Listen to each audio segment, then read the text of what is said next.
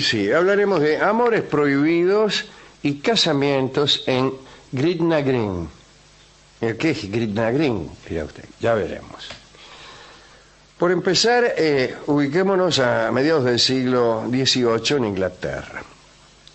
En esa época y en ese lugar, los padres de las muchachas nobles tenían una gran preocupación. Existían y estaban muy difundidos los matrimonios de marinos. Sucedía que muchas herederas se enamoraban de marineros y se casaban con ellos apenas unos días después de conocerlos y sin la autorización paterna. Bueno, y la mina, hija de una familia noble, conoció a un marinero, le vio cómo son los marineros, que tienen una capacidad de seducción que ya es clásica en la literatura y en la realidad. Entonces las chicas veían a un marinero, se enamoraban, se casaban, total no necesitaban autorización, y chao, después el tipo se iba de viaje de nuevo y quien te quitaba lo bailado, por no decir otra cosa. Esos casamientos eran facilitados por unos sacerdotes de mala reputación, y las uniones, por mala que fuera la reputación del sacerdote, eran indisolubles. Así que los marineros y más tarde cualquier hombre interesado conducían a sus enamoradas a las discretas capillas de esos clérigos y allí se efectuaba la ceremonia. Y después venía la fuga, se fugaban, se iban a otra parte. Cuenta Paul Johnson que las colonias ofrecían buenas oportunidades para esas escapadas. Cientos de marinos con sus damas nobles terminaron en África del Sur o en Australia. Claro, ¿qué preocupación hay, pensará usted, en esta época donde cualquiera se casa con cualquiera o no se casa? Pero en aquel tiempo era un asunto. En 1753 los miembros del Parlamento decidieron hacer algo para evitar esos casamientos. Se aprobó una regla pensada por Lord Henwick. Esta regla ordenaba lo siguiente, atención. Aquellos que querían casarse en Inglaterra, para poder hacerlo debían publicar las amonestaciones durante los 3 domingos precedentes a la fecha del matrimonio. Esta publicación, que la clavaban en la puerta de la iglesia, ¿no?, impedía las uniones secretas. La divulgación del futuro matrimonio permitía a los padres dar o no dar el consentimiento. Además, con ese recurso, la nobleza cerraba herméticamente sus filas a todos los no privilegiados que publicaban su intención de casarse con alguien de una clase superior a la suya. Aquella obligación impuesta por el Parlamento tuvo su defecto. No era válida en Escocia. Y las consecuencias fueron muy curiosas. Las parejas de amantes, sobre quienes pesaba la prohibición paterna o social de casarse, podían hacer una fugaz escapada a un lugar llamado Gretna Green, un pueblo escocés cercano a la frontera inglesa. Y allí se organizó durante 2 siglos un intenso tráfico matrimonial. Gretna Green se convirtió en un lugar escandaloso. Durante los primeros años de su existencia, solo las personas adineradas podían permitirse la celebración de matrimonios en aquel sitio, porque era muy oneroso. Para que el hombre pudiera llevar hasta allí a su dama, era preciso disponer, por empezar, de numerosos relevos en el camino, ofrecer propinas a los palafreneros, en fin, había un montón de peajes que pagar. Contaré algo que sucedió para ejemplificar estas dificultades. Lord Westmoreland, un noble venido a menos, enamoró a la hija del banquero Shield, y los dos se fugaron a Gretna en 1782. El Lord y la heredera del banquero partieron en un coche de 4 caballos e hicieron uso de una cadena de relevos sabiamente organizada. Es que necesitaban dejar atrás al padre de la muchacha, el banquero Shield, que enterado de la fuga decidió salir a buscarlos. El pibe Shield. En una localidad llamada Shap, Lord Westmoreland tomó la precaución de ordenar que ningún caballo saliera del distrito durante la jornada siguiente a su partida y repartió guita a todos los dueños de caballos del pueblo. Dijo, mire, les voy a dar este dinero, pero si viene alguno, pensando que venía el viejo, ¿no? El viejo Shield. No me le alquilen caballo. No me le alquilen caballo. Pero cuando llegó Shield, repartió más guita todavía y pudo continuar la persecución. Todo terminó cuando ya a punto de llegar a la frontera, Lord Westmoreland acertó, le encajó un balazo a uno de los animales del viejo Shield y el carruaje del banquero volcó. Entonces los enamorados pudieron finalmente casarse en Gretna Green. La ceremonia en aquel lugar era bastante extraña. Los sacerdotes más famosos fueron John Paisley y Robert Elliot, así se llamaban los sacerdotes. Paisley, según cuenta Johnson, era un hombre obeso de unos 70 años, que además de unos 70 años en cierto momento de su vida, ¿no? Además de clérigo, era vendedor de tabaco, borracho y miserable. Y eso es lo que ponía en su tarjeta. Clérigo, vendedor de tabaco, borracho y miserable. Aquellos sacerdotes de Gretna cobraban por sus servicios y lo hacían según las indicaciones de los cocheros que le traían a las parejas, ¿no? Según la apariencia de los enamorados o lo que hubieran conversado en el coche, aconsejaban a Paisley y a Elliot el precio que debían cobrar por la boda. Resuelto este aspecto, la ceremonia se cumplía mediante la lectura del servicio de la Iglesia de Inglaterra en presencia de 2 testigos, que también había que garparlos, porque la mayoría de los pobladores de Gretna tenían ese laburo. Eran testigos de boda. Laburaban de testigos de boda. Bien. Paisley y Elliot disponían de una cámara nupcial, una pieza, ¿no?, para uso de los recién casados. Los contrayentes, que en la mayor parte de los casos temían una persecución, acostumbraban después de la ceremonia a ir a esa habitación muy apurados para que la consumación impidiera posibles anulaciones. Así que se casaban e inmediatamente se metían ahí en la piecita que les alquilaban para consumar el matrimonio, y una vez realizado este hecho, pues ya no lo podían anular. Aquellos encuentros casi siempre estaban lejos de toda pasión, ¿no? Y eran más bien un trámite nervioso, rápido y por tal motivo la mayoría de las veces dificultoso. Metele que viene tu viejo, ¿no? Amame antes que llegue papá, bueno, cosas así. Sí, dígalo como quiera, pero igual es molesto. Claro. Cuenta Turner que en más de una ocasión padres rabiosos irrumpían por sorpresa en la cámara nupcial que alquilaban Paisley y Elliot. Según el propio Elliot, más de uno mató al seductor de su hija en el momento del comercio carnal. Llegaba el padre indignado, pegaba una patada a la cámara nupcial, ahí estaba el seductor. Sí, ya es tarde. Buenas, ¡pah! Un tiro. Los recién casados podían regresar a sus pueblos sin temor ninguno, porque aunque los padres destilaran odio, las uniones eran válidas y debían ser respetadas. Hubo, eso sí, Rolón, algún indignado que sugirió disponer una guardia que en el camino se dedicara a interceptar a los enamorados. ¿No es cierto? Bueno, un regimiento ahí de una dependencia policial destinada únicamente a interceptar enamorados. No está mal. Al iniciarse el siglo XIX, se decía en Gretna Green que allí prosperaba la bigamia, la bastardía y los matrimonios ruines. Sir James Graham, en la Cámara de los Comunes, decían que muchos hombres llegaban hasta allí solo para conseguir unirse sexualmente con las mujeres que deseaban.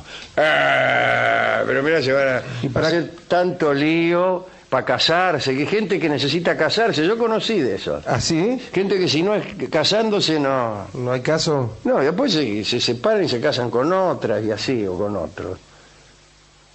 Pero bueno, está bien. No sé, necesitan del entorno matrimonial, digamos, para... ¿Ah, sí? ¿Usted conoce algunos de esos? Usted que es psicólogo. He tenido algún paciente de esas características. Claro, que si no se casaba, no. Sí. O al revés, que se han negado a casarse porque hubo consumación previa. aún con ¿Cómo mucho se han dolor. negado a casarse? Sí, Explíquemelo. tipo, bueno, yo no me puedo es casar. esta es la parte del programa donde Rolón cuenta cosas de sus pacientes. No, digo. ¿Cómo se llamaba el tipo? No, sí. ¿Cómo fue? ¿Cómo fue? Bueno, Entonces- estoy muy enamorado, pero no me puedo casar porque, bueno, es una chica que ha tenido relaciones muy pronto conmigo y eso afecta su idea de la maternidad futura y estas cosas. Sucede, ¿eh? No me lo quiere creer, se lo juro. No se lo quiero creer. Si el mundo se me pareciera. Yo tendría menos laburo. Bien, como en muchas ocasiones las chicas ponían como obstáculo el matrimonio, aquí está esto, antes del encuentro amoroso, en aquellos tiempos, decían, ay, yo, si no te casas conmigo, no me dejo tocar De nuevo. el hombro, por no Sí. decir otra cosa, o nada. Los muchachos entonces aceptaban casarse, bueno, se casemos. Y bueno. Y una vez que su concupiscencia quedaba satisfecha, abandonaban a su esposa. Así que, mire, qué gente, ¿eh? Graham llegó a esa conclusión tras advertir en un registro que algunos hombres se habían casado en Gretna 20 o 30 veces. Acá me está gustando un poco más. Bueno, finalmente sucedió que las costumbres matrimoniales se relajaron en Inglaterra y en todo el mundo, ¿no? Y entonces el brillo de Gretna se fue apagando. No por eso dejaron de existir enamorados impacientes o buscadores de dotes que fueron hasta allí para eludir a padres que se oponían, pero bueno, el hecho es que recién en 1939 se abolieron por completo los matrimonios que se celebraban allí en Gretna, en Gretna Green. Qué historia, ¿no? Qué historia que tiene que ver con unas dificultades que hoy en día nos resultan absolutamente extrañas. ¿Qué cosa esto? ¿Qué cosa? ¿Qué se quedó pensando? No, me quedé pensando en que no en que las cosas cambian, imagínese, ¿no? Esto no hace falta que yo lo piense para que ya está instalado. Pero yo creo que cambian más de lo que sospechamos. ¿Y qué hay en nuestra organización? Algo que se resiste, que se niega a admitir ciertos cambios, no en este caso, y que nos empuja hacia la repetición. Estaba pensando en algo que estaba leyendo hace poco acerca de las utopías. Bueno, muy bien, una utopía, desde luego, no necesariamente debe ser posible, por el contrario, más bien, más que algo posible de alcanzar, tiene que ser algo que señale una conducta, que señale un camino, una tendencia. Eso en su aspecto positivo, en su aspecto negativo, podríamos encontrar mucho, pero no viene al caso. El asunto es que muchas veces algo que parecía utópico, en 1753, por ejemplo, cuando comienza esta historia, ya no lo es, ya no lo es. Por ahí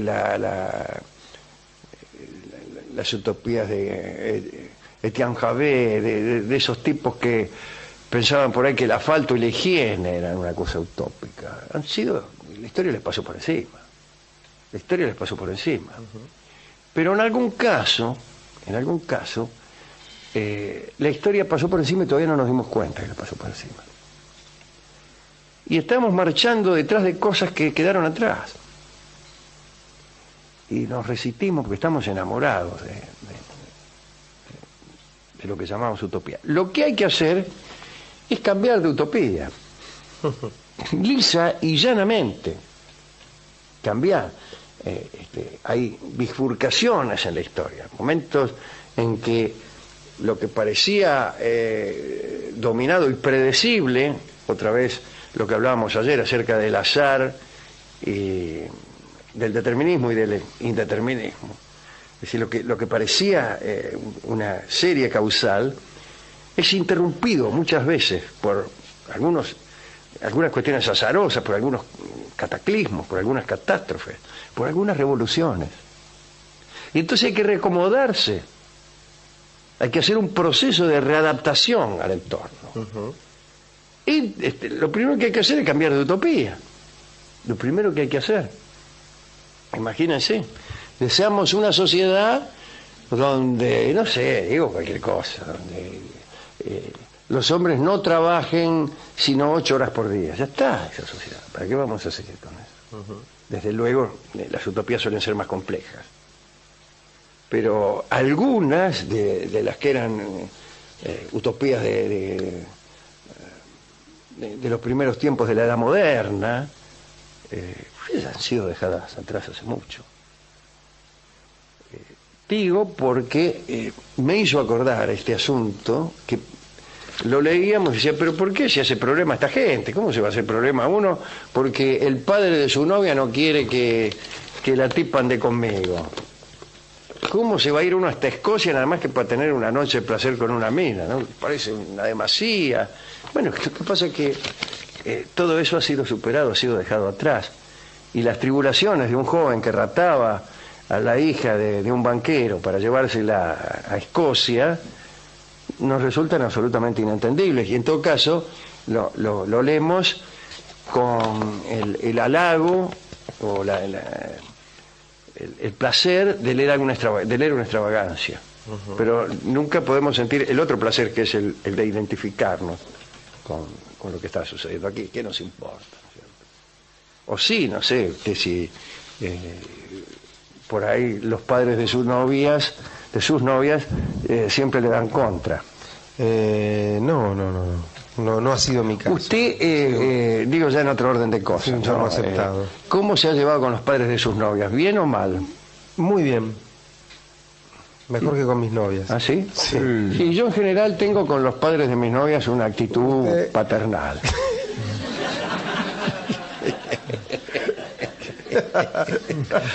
Le digo siempre, mira pibe. Mira pibe. Está muy bien. Cuando llegues a tener mi experiencia me vas a entender. Vas a tener una mina como tu hija. Pero usted no le dice cosas tales como su hija, mire, su hija, vestida no vale gran cosa. No, ¿cómo le voy a decir esas cosas? Vestida no decía nada, pero... Bueno, ¿a quién quiere dedicar esto, Rolón? Estas historias de Gretna Green, de gente que se quiere casar y no puede. Bueno, ya que hemos hablado de Escocia, tengo 3 dedicándose, Alejandro. Ahí está. El amigo William Wallace, ya que de Escocia hemos hablado, sí. Me parece que es importante, es un noble pueblo el escocés. Sí, de esta última parte de galanes que enamoraban a mujeres, se casaban con ellas y por ahí se escapaban o se iban para vivir otros romances mientras la mujer quedaba, a ese hermoso personaje que es Madame Butterfly, sí, que es tan conmovedor en esa situación. Y por último, ya que cierta cuestión patética tienen las personas que sostienen utopías ya pasadas, digo, y lo vemos en el presente muchas veces, quedo como, me viene el recuerdo de aquel personaje japonés de aquella película americana, Alejandro, que pensaba que la guerra no había terminado, sí, y seguía viviendo. Es un personaje ya clásico, mucho tiempo el japonés después, ¿no? que cree que la guerra no terminó. Cada tanto en una época ya se han muerto esos japoneses, ¿no? Pero en una época, ya por los 80, empezaron a aparecer a favor del desmonte, del avance de lo urbano, que casi la característica central del progreso actual es el avance de lo urbano. Bueno, a favor de esto, más tarde o más temprano, los japoneses escondidos entre los yuyos aparecían, porque el matayuyo produce eso, la aparición de japoneses. Y entonces el japonés que creía que la guerra no había terminado fue un personaje clásico. A punto que aquí, en este programa, donde siempre se entienden un poco mal las cosas, en algún tiempo postulábamos que todos los japoneses, que ningún japonés sabía que la guerra había terminado. Sí. Todos los japoneses que eran personajes de nuestras historias estaban en guerra. Seguían sin saber que la guerra había terminado.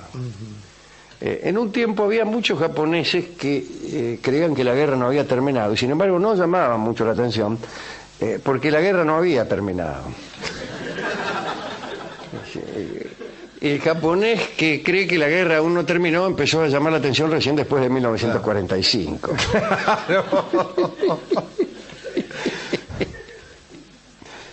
Pero bueno,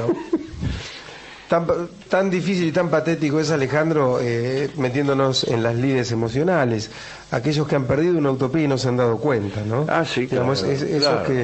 que están en Usted dice relaciones donde hace tiempo que ya se ha Claro, bueno, el terminado. amor a veces tiene algo de utopía también. Uno Sí, mucho. disfraza de utopía a alguna dama, la convierte ya más que en un deseo, en una forma de instaurar normas y en una ética y en una estética que uno se empeña a profesar. Eso no siempre está bien. Y a veces uno dejó atrás eso y sigue marchando detrás de un tren que ha ido para el otro lado. Sí, sí, sí. Y ha tomado el Y desvío. uno siguió viaje. Sí, sí, sí. Está mal eso, está mal eso. Tiene razón. Es una analogía interesante, ¿eh? Primero, cómo algunas damas se convierten en utopías, con lo cual ya aparece el horizonte en una esfera, ¿no? Ser horizonte en una esfera siempre es malo, ¿no? No se llega nunca. Pero por ahí incluso ya han quedado atrás desde otras vistas desde otras colinas y uno no se dio cuenta, no se dio cuenta. Las pasó y no se dio cuenta. Bueno, discúlpeme todo esto, pero necesitaba decírselo. No, está muy bien, está muy bien. Y dígame, ¿con qué vamos a hablar esta charla? Musicalmente hablando. Claro, con una canción que está inspirada en una frase que solían decirle los marineros o los seductores de aquella época a las damas que querían llevarse a Grinda Green para casarse con ellas. ¿Qué le decían? decían cachaviaje. Y Cachaviaje es un hermoso tango que es una propuesta de casamiento. Yo los invito a escucharlo con detenimiento. Es una propuesta de casamiento interesante que yo hago mía. Esta es una propuesta de casamiento que le hago así. Carta abierta a quien oyere.